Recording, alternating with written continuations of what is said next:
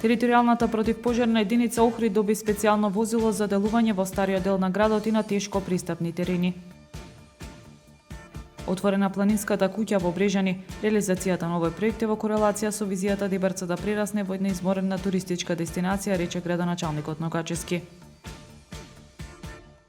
Во Лагадин одбележан празникот посветен на светите маченички Софија, љубов, вера и надеж. Голем број верници денес присуствува на богослужбата по повод празникот. Ракометарите на ГРК Охрид утре на Мегдан со шампионот Вардар. Очекувам жесток надпревар, утре не очекува празник на ракометот во Охрид, рече Андоновски. Времето утре променливо облачно со повремени врнежи од дожд, температура во интервал од 12 до 24 степени.